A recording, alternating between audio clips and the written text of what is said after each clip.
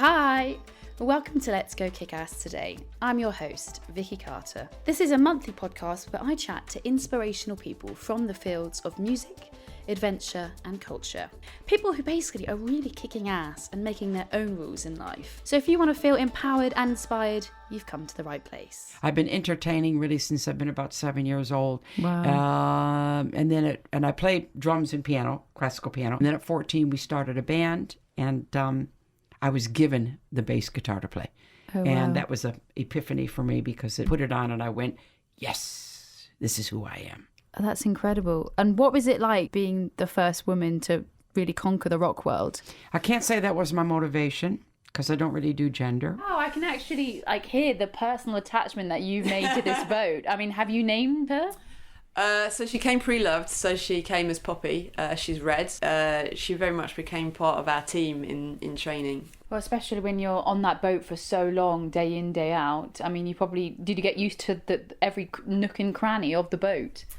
Yeah, I mean, you have to do a lot of that before you go. So obviously, when people think about rowing Atlantic, they probably think of it being a physical challenge. But it's not just about kind of learning to row and getting kind of physically fit. One of the most crucial aspects is kind of learning your boat as much as you can. So you have to do at least 96 hours of training before you set out, but we did double that training around the Essex coast, from Burnham on Crouch mainly. One of the hardest aspects of the challenge is the fact that you're confined to a 7 metre by 2 metre area for what was 2 months for us. You were part of three for this team, Status Row. How did you overcome obstacles or keep your motivation high? Because at the end of the day, you surely must have at some points got on each other's nerves. So I'm quite private anyway, but I feel with my music I can just say what I want. So it's not difficult at all for me. In fact, it's more of an opportunity for me to actually open up when I'm not really that open. Sometimes, I do keep a lot of things to myself. So when it comes to music, I can just say what I want and it feels good. Yeah. And yeah, people connect with another level. I mean, they might not even realise that they feel the same emotion until someone else has sung it to them. Exactly. Yeah, and you've done so many fantastic collaborations with Loki. I mean, there's quite several songs, Ghosts of Grenfell and Sunday Morning. Is there any song out of all those collaborations that you feel that you most connected with? I think Ghosts of Grenfell, I think because... what inspired the song or the tragedy that happens, it's just unspeakable. You can't really put in words how bad it is. And I feel that it's kind of, a song, it's a voice for the voiceless, basically. It's sad, and I kind of connected with that song a lot because it affected so many people, And it tells so many people's stories as well. You watch the video and you know it's impossible to not be moved by it. It's coming together and, again, being a voice for the voiceless, and it's about justice. Crikey, single mum raising a kid as well as juggling, Pompe disease and Usher syndrome as well. I'm blown away. You're inspiring me and your parents have inspired you. Is there any days where you're lacking in motivation, and how do you overcome that? Yeah, I do have my dark days, because people look at me and they just think, oh, bubbly, happy. They do think that I'm always that way, but everybody has their down days. My darkest time was about July 2017, and that was the hardest time for me. That's when I lost my driving licence. So, and that was like a kick in the guts, do you know what I mean? That was something that I hate it now. It makes me feel so angry that I can't drive. I can see the tears in your eyes even. It's my independence, do you know what I mean? It's my legs. It was my way of getting around. I now can't just go, oh, do you know what? I fancy going to the shops. Yeah, I could walk to my local shop, to the Co-op, just down the road. But, it's difficult. Not only is it affecting your mind, but it's affecting the way you see other people and your own body as well. So it's just a knock-on domino effect, because then that will affect your relationships in your future, Yeah, definitely. I think one of the key things was about sort of empathy and how we can relate to other people. There's a study which showed that around 88% of the most popular porn films that they analysed depicted violence to women, and that's a really strong message to be sending to people, and not only adults but to children, because we know that a lot of children watch porn, and that doesn't only just send a message to boys about how they should be treating women. But it also sends a message to women.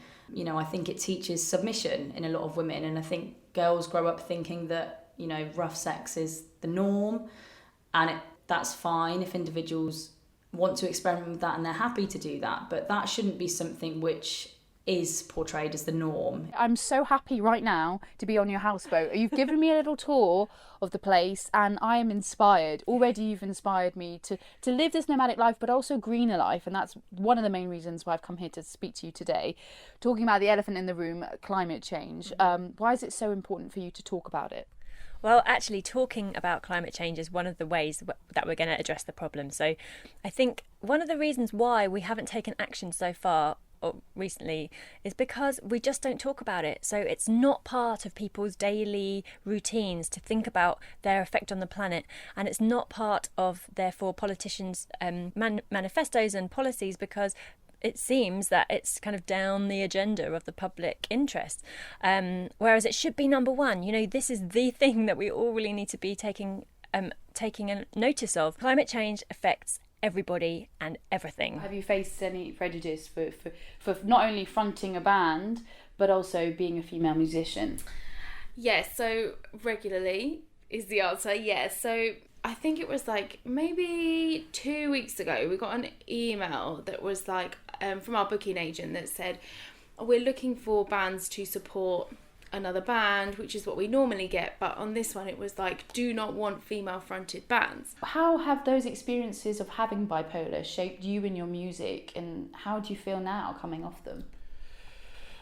I think that it has shaped me and my music in a huge way. It's been something that I've always struggled with. It's something that I continue to struggle with, and I think that music has always been an outlet and a place for me to be able to express all of that in a safe space. Those words together, sorry, safe space. Since coming off the meds, I feel a lot more, I'm just me. All my life I was on meds, so you know that I always wanted to get to a point where I felt like I could do this life without any chemicals altering my brain, and I'm finally at that point after a very, very long time. So I feel that's sort of a lot clearer, a lot sort of sharper, and dare I say it, okay? The main thing that brought us together was your track Monster. I mean, it's emotional, it's dark. Can you tell us a little bit more about the significance of that track? Absolutely. So Monster is the track that I wrote shortly after I was raped. And I actually wrote it several years ago. So it's just coming out now. I really wanted to take the time and make sure that it was in the right form to really do justice to my experience. And so it was very difficult for me. It's difficult for me to even talk about right now. But it was something that I felt like I had to do, not only in the wake of the Me Too movement and in order to encourage other survivors, but also just for myself and for that 20-something that went through this horrific experience. I felt like she deserved to have her story told. And so that's why I put out this music video and the single together at the same time, to really make that impact and to show my story in the best way that I could. What I think was another empowering thing was at the exhibit when, you just saw everyone all together and we were a collective community, and I think that was inspiring to be a part of. If someone said to you, oh, I feel like I'm too much, what would you say to them? Take your too much and find the power in it. Because we all have an aura or an essence around us, and people will be threatened by that, and they will see this too much and they'll think, and if it doesn't work in their lives at the moment, or it makes them feel uncomfortable, or they're envious, or they're scared because they don't understand it, they will try and squash it.